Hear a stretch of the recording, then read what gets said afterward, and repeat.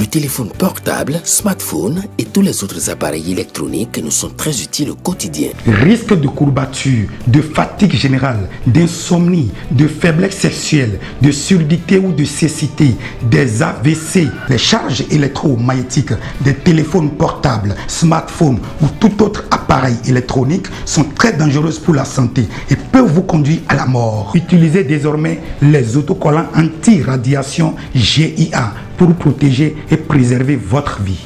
Les amis, faites comme moi, Gégé Lapino, en adoptant DMA GIA.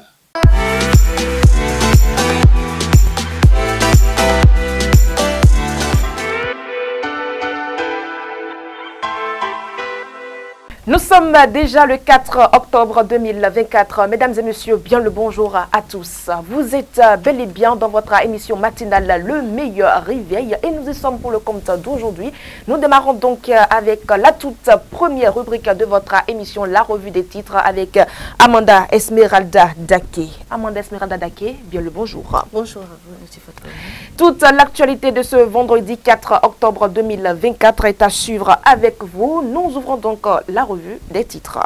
Eh bien, nous ouvrons la revue des titres avec notre quotidien Maison La Guérite qui ont sa manchette du jour titre Guérite TV Monde, 8 ans après, le fruit de l'audace de Shamsdine Badarou. Son important message est à lire à la page 3 du quotidien. À sa fausse manchette du haut, il placade Actualité politique nationale, l'OFR dénonce la tentative de coup d'État. À son oreille, la rédaction de La Guérite souhaite un repos éternel à l'âme de El Hadj Abdul Razaki Raji, alias Sotier. Autres informations sont également à lire à la une de votre quotidien ce matin.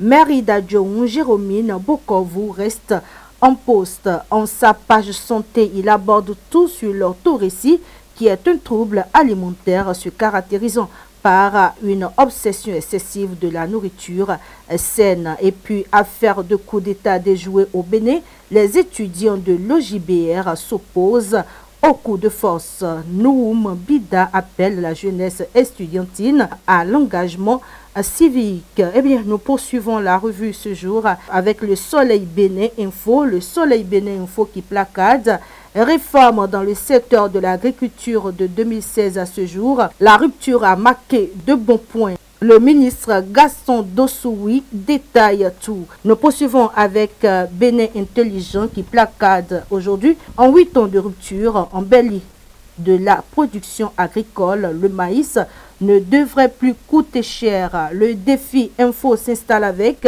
affaire présumée projet de coup d'État contre le régime Talon par Bokor Omeki et Tevoedre et Azanaï, Kouvi, les PCB, encore moins les LD, même des mouvanciers, tous peinent à croire. Les divers communiqués sont à lire dans ce quotidien. Le Télégramme fait son apparition avec un nouveau départ pour l'Assemblée nationale du Togo. Le président Louis Gbéounou Vlavonou envoie un message fort à Kara. Le journal public La Nation placade ce matin. Secteur de la justice, la modernisation du système préoccupe. Le paraclet s'installe avec affaire Steve Amoussou et coup d'État. Deux dossiers complexes qui donnent l'insomnie à la mouvance et à l'opposition. Du côté de Libération, on lit diplomatie et coopération parlementaire. Louis Gbéounou Vlavonou renforce les liens entre le Bénin et le Togo. L'affiche du jour fait son entrée avec lutte contre le terrorisme et l'extrémisme violent au Bénin et au Togo. Louis Gbéounou Vlavonou appelle à une coopération accrue entre les deux pays contre les défis sécuritaires. Dynamisme Info, quant à lui, parle des ambitions liées à la présidentielle de 2026, les risques qu'il faut se garder et de prendre. Nord-Sud quotidien placade ce matin, coopération Togo-Bénin, tête à tête. Vlavonou Nyan Sigbe, l'investigateur, quant à lui, titre ce matin en sa manchette, système éducatif béninois, Salimoun Karimou présente les progrès à la conférence des ministres de l'éducation à Mascate. Visa Info placade ce matin, Disparition et réapparition mystérieuse d'Odile Arwanwanou, le silence coupable des autorités administratives et sportives. Il faut sauver l'Amazone en détresse. Quid du suivi des boursiers olympiques béninois? La primeur quant à lui placade ce matin. Diplomatie parlementaire, coopération et hommage historique.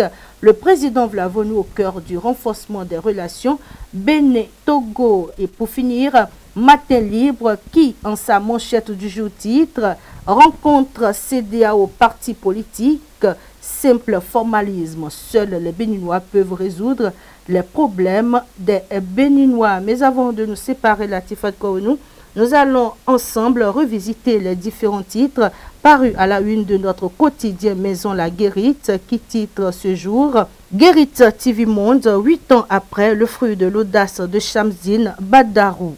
En sa fausse manchette du haut, il placade actualité politique nationale. L'OFR dénonce la tentative de coup d'État. À son oreille, la rédaction de La Guérite souhaite un repos éternel à l'âme de El Hadj Abdul Razaki Raji alias Sotier. D'autres informations paraissent également à la une de notre quotidien La Guérite. Mairie d'Adjoun, Jérôme Bokovu reste en poste. En sa page santé, il aborde tout sur l'auto-récit. Et puis, affaire de coup d'État déjouée au Bénin, les étudiants de l'OJBR s'opposent au coup de force. Nouroum Bida appelle la jeunesse estudiantine à la paix et à l'engagement civique.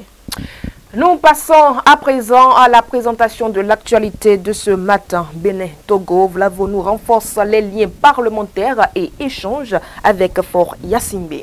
L'Assemblée nationale du Bénin, représentée donc par le président Louis Béounou Vlavonou, a intensifié ses relations avec le Togo lors de la rencontre à Kara et à Pia. Ces échanges ont permis de renforcer la coopération entre les deux nations, notamment à travers le prisme de la diplomatie parlementaire. Deux audiences majeures ont marqué cette visite, l'une avec le président de l'Assemblée nationale togolaise et l'autre avec le président togolais Fort Essozima Nyansigbe. Ces rencontres illustrent un engagement commun pour la paix et la stabilité de la région. Au cours donc de son audience avec la première autorité de l'Assemblée nationale togolaise, Louis Béounou Vlavonou a souligné l'importance des échanges interparlementaires. Il faut dire que l'audience avec le président Fort Nyansigbe a été un moment clé de cette visite. Les deux autorités ont donc discuté de questions liées à la sécurité, au développement économique ainsi qu'à la stabilité régionale. Affaire tentative de coup d'État au Bénin, le parti Les Démocrates formule une recommandation à l'armée. Bien sûr, Latifat Kounou, le parti Les Démocrates, principale force d'opposition au Bénin, sort de son silence concernant la prétendue tentative de coup d'État qui agite le pays depuis la nuit du 23 septembre 2024. Le parti de l'ancien président béninois Thomas Boniaï estime que cet épisode met en lumière une crise politique profonde qui sévit dans le pays depuis donc l'arrivée du pouvoir du régime actuel. Et il faut dire que le parti n'a pas manqué de faire une recommandation à l'armée béninoise. Le parti présidé donc par Boniaï réitère également sa demande d'un dialogue national inclusif avant les élections générales de 2026. Cette démarche viserait à résoudre plusieurs problématiques, notamment la question des détenus et exilés politiques, ainsi que la révision du code électoral dans un esprit toujours de consensus. Nous parlons également du coton dans l'actualité de ce matin. Le Bénin frôle les 600 000 tonnes en 2024. Bien sûr, sous réserve des dernières tonnes en provenance des champs, le Bénin peut se targuer d'avoir produit environ 598 000 tonnes de coton-graines pour le compte de la campagne agricole en 2023-2024 contre 588 110 tonnes un an plus tôt. C'est le résultat issu de la collecte des données de la direction de la statistique agricole sous tutelle du ministère de l'Agriculture, de l'Élevage et de la Pêche. Pour atteindre donc ce résultat de la production cotonnière, des actions fortes sont engagées et se poursuivront dans le temps. Il s'agit notamment de la poursuite des concertations entre acteurs de la filière en vue donc du soutien du prix de cession des intrants agricoles aux producteurs, rassure donc le gouvernement. La RDC fait à nouveau face à un naufrage tragique sur le lac Kivu. C'est bien dommage, Latifat Kaounou, un bateau qui transportait des marchandises et des centaines de passagers, a fait naufrage jeudi 3 octobre sur le lac Kivu. Une grande confusion règne encore au niveau des bilans. Il y a donc au moins 28 morts selon le gouverneur de la province du Nord Kivu et 78 selon celui de la province du Sud Kivu. Mais probablement encore plus puisque les recherches se poursuivaient hier soir pour retrouver des disparus. Près de 300 personnes se retrouvaient à bord de l'embarcation. Il faut dire que les recherches se poursuivaient encore le 3 octobre au soir, mais aucune liste de passagers n'était disponible. Un naufrage similaire avait eu lieu en 2019 sur le lac Kivu. Une centaine de personnes avaient alors péri et le président de la RDC, Félix Tshisekedi, avait promis des gilets de sauvetage et une modernisation de la flotte. Mais il faut dire que cette promesse est restée non tenue, affirme donc la société civile locale. Dans l'actualité sportive, le Bénin domine la France et se qualifie pour les quarts de finale de la Maramonde Côte d'Ivoire 2024. Troisième avant le début de la rencontre, sans avoir son destin en main, le Bénin a signé une victoire spectaculaire en voyant la France hors de la compétition. Le mercredi 2 octobre 2024, au Parc des Sports de Treichville, les guépards béninois ont surclassé les Français, gagnant le billet pour les quarts de finale grâce à une victoire sans appel de 8-1. Avec ces résultats, le Bénin termine premier du groupe, suivi de la Guinée. La France, leader avant cette dernière journée, est éliminée, tout comme la Jamaïque, qui n'a pas remporté le moindre point. Grâce donc à cette victoire éclatante contre la France, le Bénin aborde avec confiance les quarts de finale où il affrontera la Belgique. Les guépards maracaniers semblent plus déterminés que jamais à aller plus loin dans cette première édition de la Maramonde Côte d'Ivoire 2024. C'est tout pour aujourd'hui. Merci à vous, Amanda Esmeralda Daké. Merci à vous, Latifat Kaounou. Chers amis internautes, c'est la fin des deux premières rubriques de cette émission. Nous allons marquer tout juste une courte pause publicitaire avant de poursuivre. Une entreprise de presse est à la recherche d'une secrétaire de direction qualifiée pour rejoindre son équipe à Porto Novo. Nous recherchons une personne maîtrisant parfaitement l'outil informatique avec des compétences en organisation et en communication. Profil recherché, niveau d'études, licence professionnelle dans un domaine pertinent, administration, gestion, secrétariat ou équivalent. Expérience dans un poste similaire souhaité. Excellente maîtrise des outils informatiques et bureautiques. Capacité à gérer plusieurs tâches simultanément. Sens de la discrétion et du professionnalisme. Pour postuler ou obtenir plus d'informations, veuillez appeler le 00229 91 19 10 10. Rejoignez-nous et faites partie d'une équipe dynamique et professionnelle. Merci à vous, chers amis internautes, d'être toujours en notre compagnie et nous poursuivons à présent avec Patrice Ayonton de la météo.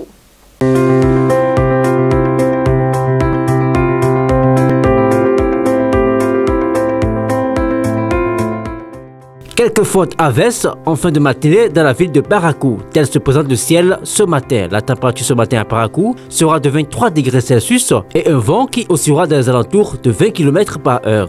Dans l'après-midi, nous aurons développement d'orage et quelques fortes averses également. La température de l'après-midi sera de 27 degrés Celsius et un vent qui oscillera dans les alentours de 20 km par heure. Activité orageuse diminuant dans la soirée à Parakou. La température de la soirée à Parakou retombera vers 23 degrés Celsius et un vent qui oscillera dans les alentours de 20 km par heure. Par contre, cette nuit, nous aurons un ciel couvert et brumeux. Visibilité réduite, averses s'éparpissant au fil des heures. La température cette nuit à Parakou sera de 22 degrés Celsius et le vent oscillera dans les alentours de 20 km par heure. Il est important de souligner qu'aujourd'hui à Parakou, la situation sera très instable. Les températures varieront entre 23 et 27 degrés Celsius au cours de cette même journée. Excellente suite de journée à tous, bon début de week-end et à la semaine prochaine.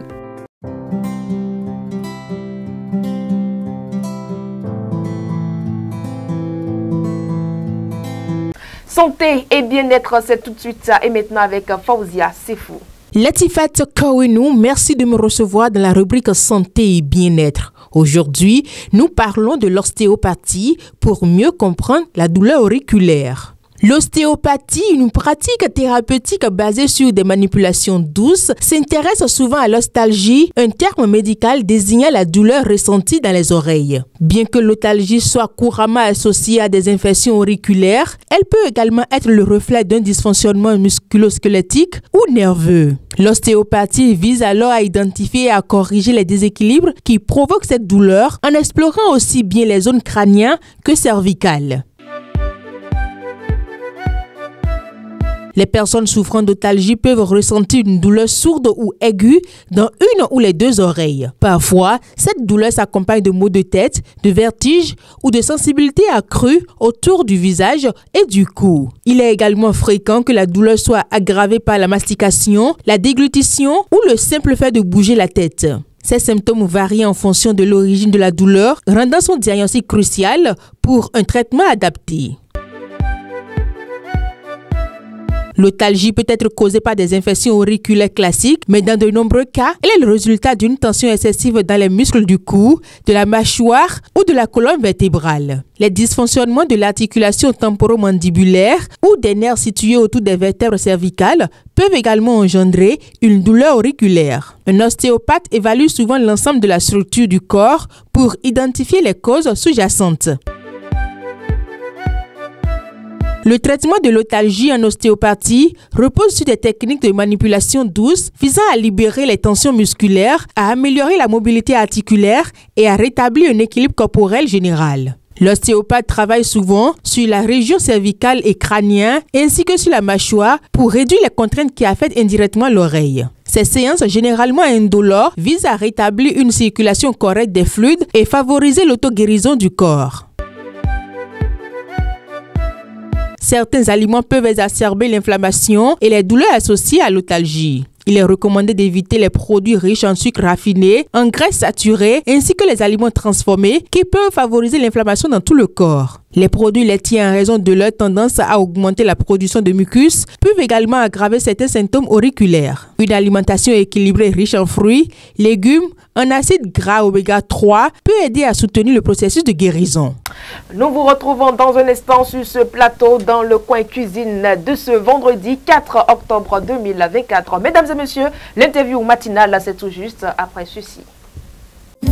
MIC Hôtel Ibuku Oloa vous propose des chambres climatisées et ventilées, bien équipées pour vos séjours à Sakété. Sa salle de fête spacieuse est prête à vous accueillir pour tous vos événements. MIC Hôtel Ibuku Oloa est situé derrière le parc auto de Sakété. Pour toute réservation ou information, contactez le 00229 96 94 58 08.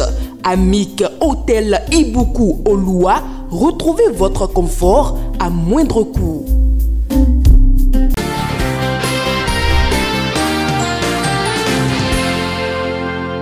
Marou Fatou Falola, la deuxième adjointe au maire d'Ifanyi, est l'invitée de ce jour. Elle nous parle de cette initiative des femmes engagées réunies autour de l'Amazone Christelle Rondongo Aliosa qui depuis quelque temps sont descendues ou descendent dans les communes du Bénin pour sensibiliser les jeunes filles sur l'hygiène corporelle en période de menstruation. Elle nous en parle dans l'interview matinale.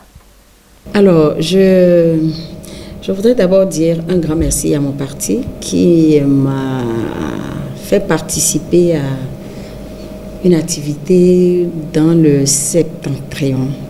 Donc, j'ai suivi l'équipe des femmes. Nous avons un groupe de femmes que nous appelons les femmes accompagnatrices. Nous allons dans le Bénin profond, nous allons rencontrer d'autres femmes avec leur réalité dans les villages les plus profonds du Bénin. Donc, on m'a invité pour accompagner cette activité et je suis allée. C'était sur l'hygiène corporelle des filles en période de menstru. Ce que j'ai découvert, j'étais sans voix. Sans voix, pourquoi? Parce que nous avons constaté qu'il y a beaucoup de choses à corriger, à apprendre aux enfants, aux jeunes filles. Et je me suis dit qu'il n'y a pas seulement les jeunes filles qui ont besoin de savoir ce qui se passe. On doit aussi sensibiliser les mamans. Parce que qu'est-ce que nous avons fait? Nous avons essayé d'amener les couches périodiques, antiques et modernes. On a demandé aux filles, quand vous êtes en période de menstrues, est-ce que vous savez ce que c'est que les périodes, les règles là, qui viennent chaque mois? D'autres ont dit oui, d'autres ont dit non. Et on a constaté que beaucoup de femmes, de jeunes filles sont au courant, mais n'ont pas été coachées par leur maman. Parce qu'on leur a demandé, on a montré d'abord l'utilisation du tissu, traditionnellement. On leur a demandé de nous montrer comment est-ce qu'elles procèdent, puisque ce n'est plus un tabou aujourd'hui, c'est normal. Les hommes même savent qu'une femme qui ne trouve pas ses règles régulièrement, ça ne va pas, il faut aller à l'hôpital. Donc on était tous dans la salle, y compris hommes et femmes. Elles ont montré et elles sont passées à côté. Elles sont passées à côté. Même les couches périodiques modernes, elles n'ont pas, mais il y a pas mal d'entre elles qui ne savaient pas comment placer confortablement ces couches-là. Donc il y avait des dames qu'on a recrutées pour leur apprendre. Elles ont appris et elles ont découvert qu'elles passaient vraiment à côté de ce système de mettre les couches. Et nous avons promis aux mamans de revenir leur faire une sensibilisation. Et on les a recommandé de parler, de discuter avec leurs filles dès qu'elles ont, avant même les premières apparitions, de commencer par travailler les filles pour leur dire, ah, tu passes de l'adolescence, tu seras à l'âge adulte, il y aura ci, il y aura ça, le jour où tu vas trouver du sang dans ton slip, ce n'est pas que tu es malade, c'est tout à fait naturel, tu viens vers moi, je te réexplique, je te montre comment est-ce qu'on procède quand on est dans cette période. Donc c'est ce qu'on a fait et c'est ce que je veux essayer de faire dans ma commune aussi à Ifrani, parce que je suis persuadée que si je rentre aussi dedans, ce que j'ai vécu là-bas, je suis persuadée que je vais découvrir ça aussi ici. Donc je vais essayer de parcourir les arrondissements. Je commence déjà par mon arrondissement La Baie et nous allons le faire courant ce mois pour sensibiliser les jeunes filles et les mamans dans le domaine de la santé hygiénique des femmes en période de menstrues. Je pense que quand on touche ce domaine, les parents, surtout de la vieille école, estiment que c'est un sujet tabou. C'est un sujet tabou. Et puis il y a beaucoup de jeunes mamans aujourd'hui qui sont très très jeunes, qui n'ont pas l'expérience que nos mamans avaient, qui laissent les filles s'auto-gérer et on a ce résultat-là. Donc aujourd'hui, on va leur dire que ce n'est pas un tabou. Et il y a urgence de discuter avec leurs filles, de leur dire et de les apprendre ce qu'elles doivent faire en cette période-là. Je vais exhorter les parents à prendre leurs filles comme des amis. Des amis. Quand vous avez des camarades, vous vous parlez beaucoup, de beaucoup parler aux filles. De parler de la menstruation, de parler aussi de leur avenir, à savoir, quand vous êtes en période de menstrues, il y a des comportements à adopter pour ne pas attraper des grossesses prématurées. Il faut les éduquer, il faut les sensibiliser. Pour cela que je dis que la maman doit être en contact permanent avec la jeune fille, adolescente, qui rentre dans l'âge adulte.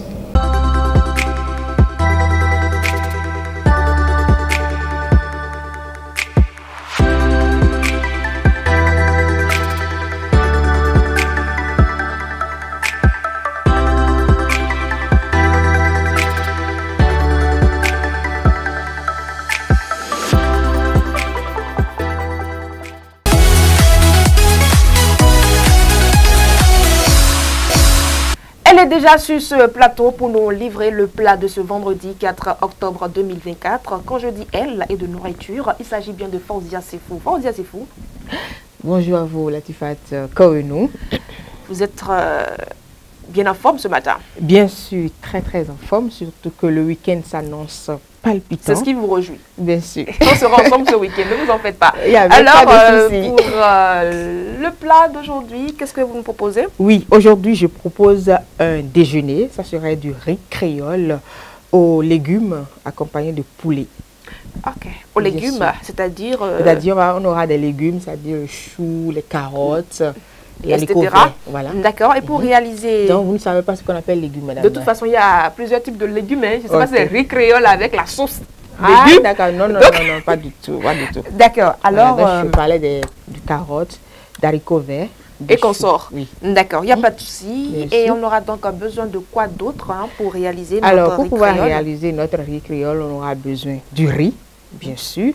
On aura besoin de poulet, de vermicelle. C'est-à-dire... je comprends. Ne vous en faites pas, oui. Les spaghettis fins. Qu'on va mettre dedans, voilà. Les légumes dont j'avais parlé tout à l'heure, c'est-à-dire carottes, haricots verts, choux.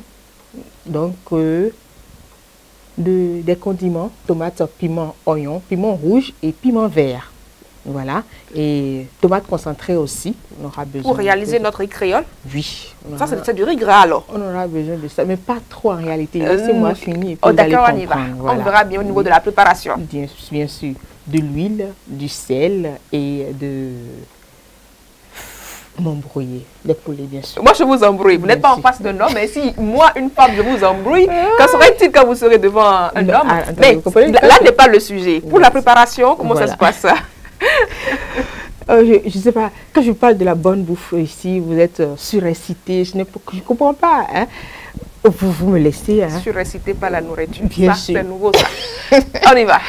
Ok, d'accord. Alors pour réaliser notre riz créole d'abord, on va dans un premier temps épicer notre poulet et laisser de côté. Voilà. Par rapport les épices que nous avons, que nous utilisons.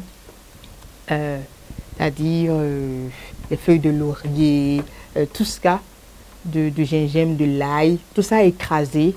On va mariner notre poulet avec. Et puis là, on laisse de côté. Et on touche maintenant, on prend une marmite et on met notre riz sur le feu. D'accord. D'abord, nous allons mettre de l'huile dans la marmite.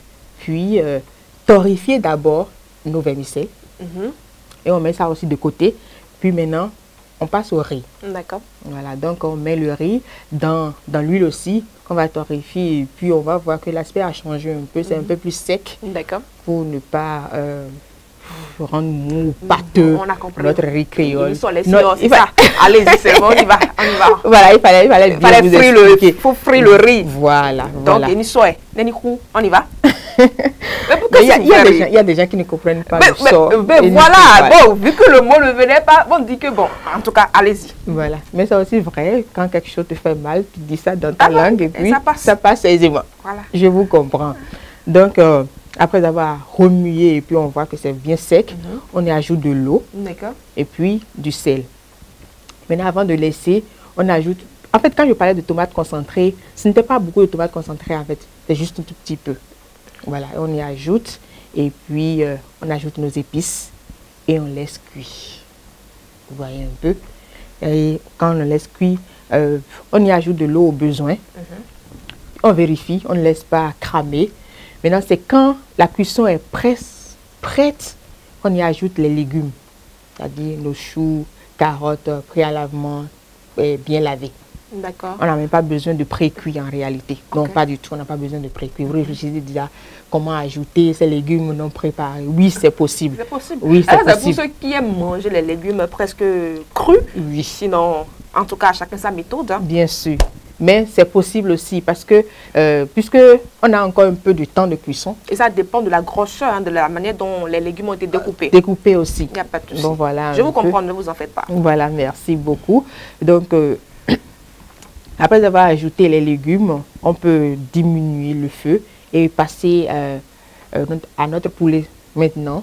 Le poulet épicé, salé, on met dans l'huile pour pouvoir frire. Ok. Voilà. Et entre-temps, le temps de frire le poulet, le riz serait déjà prêt et on peut servir. S'il y a des gens qui ne supportent pas manger le riz simplement sans de piment vert, on peut toutefois faire du piment vert. Nous avons déjà appris à faire beaucoup de piment vert sur ce plateau. Je confirme. Voilà. Donc, on peut ajouter du piment vert à notre riz créole et puis le tout est joué. Le tout est joué avec Faouzia Sefou qui nous a livré comme plat le riz créole au poulet. Au poulet. Bien sûr. Au poulet. Oui. Accompagné des légumes. Des légumes, oui. Mi-cuits. Des légumes mi-cuits. C'est bien cuit. Mi-cuit. C'est bien cuit. Mesdames et messieurs, voilà donc tout pour le coin cuisine d'aujourd'hui. Nous vous remercions d'avoir été des nôtres. Faouzia Sefou, bon week-end. Merci. À lundi. À lundi avec le même plaisir. Oui, c'est toujours un plaisir pour nous de vous retrouver. Mesdames et messieurs, c'est donc terminé pour cette semaine. On se retrouve lundi à la même heure dans votre émission matinale. Et surtout, prenez soin de vous, passez un excellent week-end et à lundi.